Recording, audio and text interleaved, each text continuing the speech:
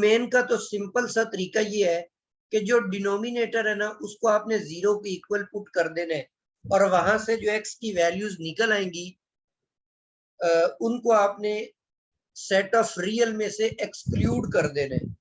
दूसरे लफ्जों में डिनोमिनेटर को आपने नॉन जीरो लेकर के चलना होगा, मतलब वो वाले रियल नंबर्स लेंगे जो आपको डिनोमिनेटर की वैल्यू 0 ना दे। इसकी रेंज निकालने के लिए हम इसकी कैटेगरीज बना लेते हैं। We categorize the range of rational functions in the following cases. अब सबसे पहली जो टाइप है, सबसे पहला केस, इसमें मैं फंक्शन लेता हूं, फंक्शन ऑफ द फॉर्म जिसमें न्यूमिनेटर भी लीनियर हो और डिनोमिनेटर भी लीनियर हो। मतलब एफ ऑफ एक्स जो फंक्शन है वो इस फॉर्म के a x plus b divided by c x plus d. अब डोमेन निकालने के लिए तो वही तरीकाकार है कि आपने denominator c x plus d को नॉन जीरो पुट किया, यहां से एक्स की वैल्यू जो है वो बन जाएगी माइनस डी बटा सी। तो एक्स आपने इसके इक्वल नहीं लेना, तो इसलिए पूरे सेट ऑफ रियल में से माइनस डी ओवर सी को आप एक्सक्लूड कर दे, तो बाकी जो आपके पास बचेगा सेट वो सारे का सारा डोमेन ऑफ द फंक्शन होगा। रैशनल फंक्शन की रेंज फाइंड करने के आपके पास दो तरीके हैं, एक इनवर्स मेथड होता है, दूसरा डिवीजन मेथड होता है। दोनों को हम देख लेते हैं। इनवर्स मेथड के जरिए आप किस तरह से इसकी डोमेन निकाले, रेंज निकालेंगे। इसका तरीका यह है कि in this method we find the inverse of function and use the fact that range of function is equal to domain of inverse. मतलब इनवर्स फंक्शन की ये प्रॉपर्टी होती है कि इनवर्स फंक्शन की जो फंक्शन की रेंज होती है वो इनवर्स की डोमेन बन जाती है और जो फंक्शन की डोमेन होती है वो इनवर्स की रेंज बन जाती है। तो हम ऐसा करेंगे कि फंक्शन का इनवर्स निकाल लेंगे, तो जो इनवर्स फंक्शन की डोमेन होगी बेसिकली वो फंक्शन की रेंज होगी। अब इसका इनवर्स फंक्शन मालूम करने के लिए यहां से आपने पूरे फंक्शन की वैल्यू x की टर्म में फाइंड आउट करनी है। तो यहां से इसको मल्टीप्लाई कर दे लेफ्ट साइड पे, तो यहां से अगर आप x वाली वैल्यूज टर्म्स जो है वो एक साइड पे कलेक्ट कर ले, वाई सी एक्स माइनस ए एक्स, यहां से x कॉमन लेकर ये वाई सी माइनस ए दूसरी तरफ डिवाइड कर दे।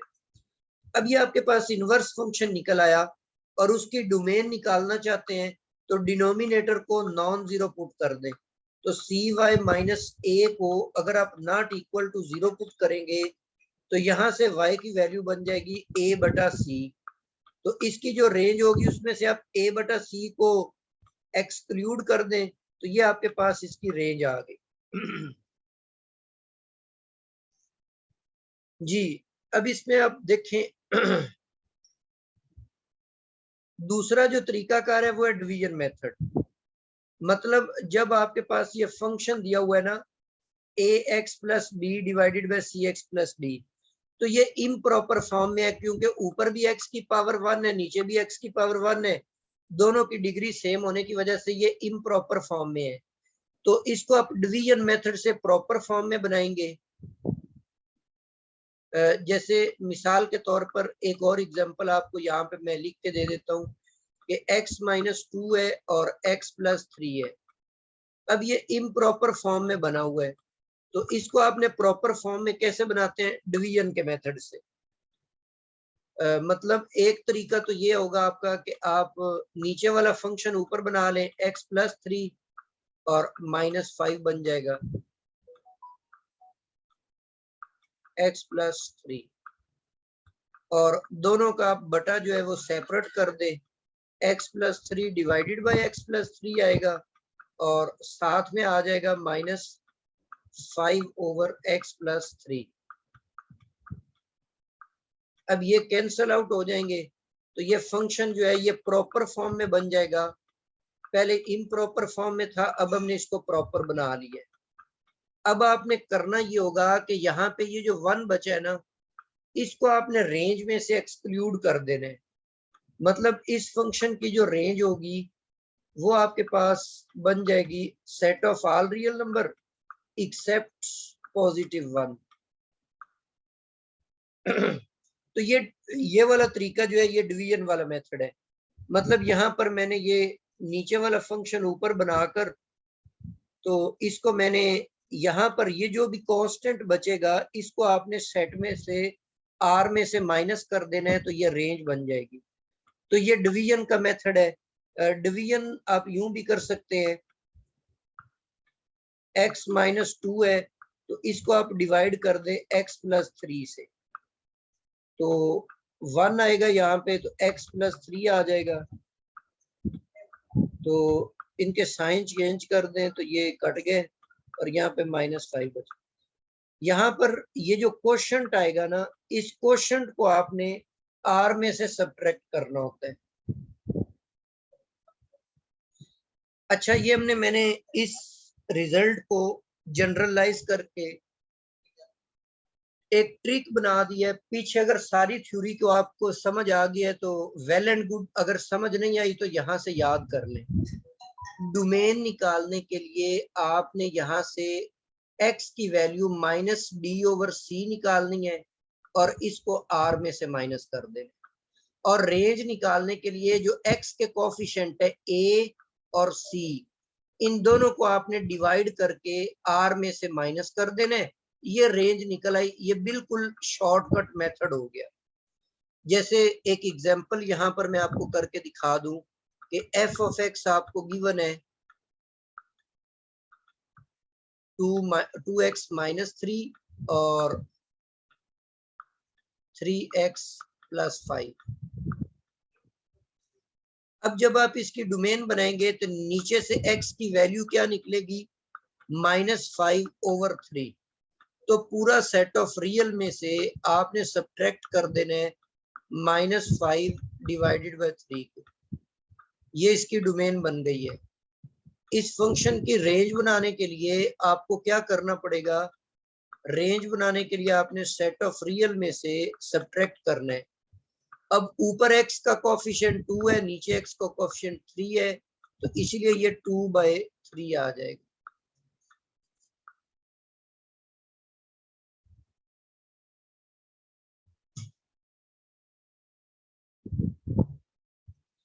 यस, ये ट्रिक जो है दोनों के लिए, अगर प्रॉपर फॉर्म में ऑलरेडी दिया हुआ है तो फिर तो आपने, जैसे मिसाल के तौर पर आपका फंक्शन ऑलरेडी प्रॉपर फॉर्म में इस तरीके से दिया हुआ है 5/x प्लस 3। तो अब ऊपर देखें a की वैल्यू 0 है और ये b दिया हुआ है, तो इसकी तो सीधी सीधी डोमेन आ जाएगी। नीचे वाले में से x की वैल्यू -3 बनती है, तो r में से आपने 3 को माइनस कर दे। और रेंज के लिए आपने क्या करना है, ऊपर x का कोफिशिएंट कौन है, वो 0 है। ऊपर x का कोफिशिएंट 0 है, नीचे x का कोफिशिएंट 1 है, दोनों को डिवाइड करेंगे 0 बन जाएगा। तो ये आप दोनों प्रॉपर और इम्प्रॉपर दोनों के लिए यूज कर सकते हैं, लेकिन ऊपर भी लीनियर होना चाहिए और नीचे डिनोमिनेटर भी लीनियर होना चाहिए, तब ये तरीकेकार इस्तेमाल होगा। यहाँ पर ये एग्जांपल्स दी हुई हैं, इन एग्जांपल्स को आप देख लें, इनको करें। तो डोमेन की एग्जांपल भी है, रेंज की एग्जांपल भी है। एक ही फंक्शन की मैंने डोमेन और रेंज यहाँ पर कैलकुलेट की हुई है, तो ये एग्जांपल्स आप कर लें।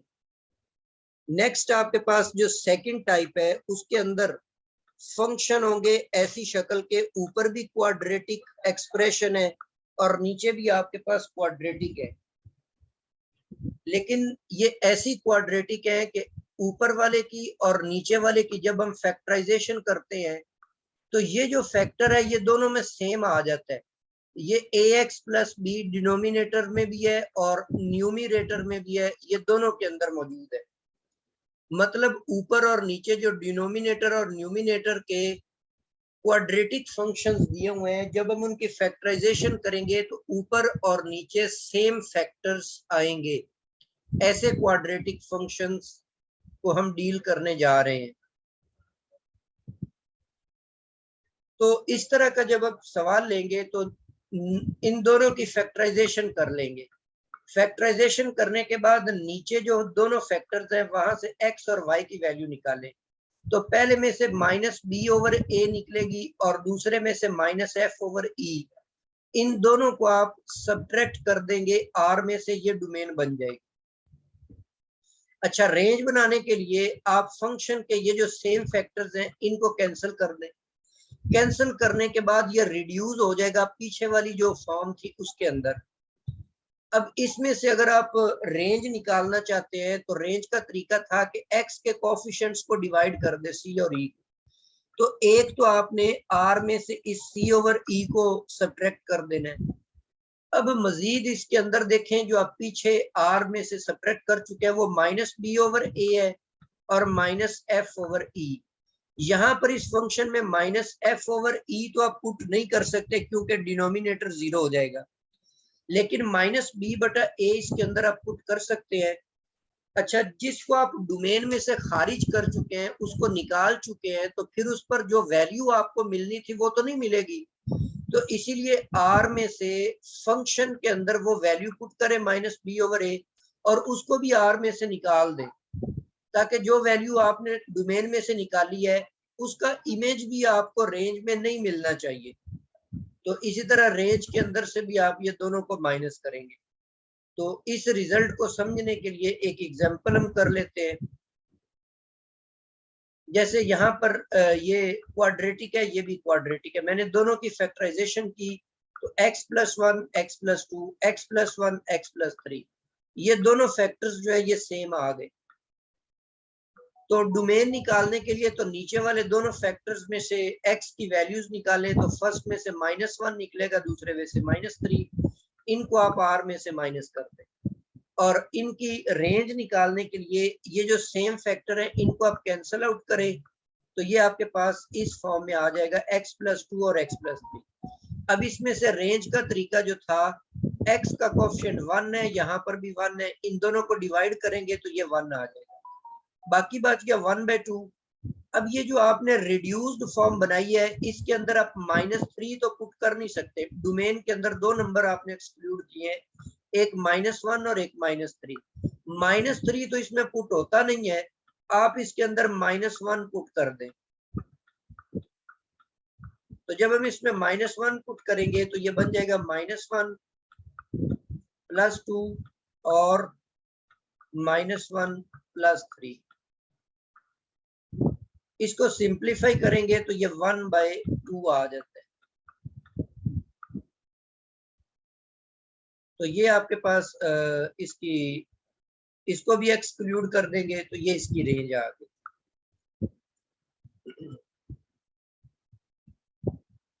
जी, यहाँ तक हमारा आज का लेक्चर जो है मुकम्मल हो गया है। मजीद इसके आगे 2-3 टाइप्स और भी हैं, वो इंशाल्लाह हम कल डिस्कस करेंगे। और स्क्वायर रूट वाला फंक्शन आ जाए या बटे में स्क्वायर रूट आ जाए, उनकी रेंज कैसे निकालते हैं, ये कुछ कैटेगरीज भी हम डिस्कस करेंगे। तो यहाँ तक आप इसको तैयार कर ले। इसमें से अगर कुछ पूछना चाहते हैं तो पूछ सकते हैं।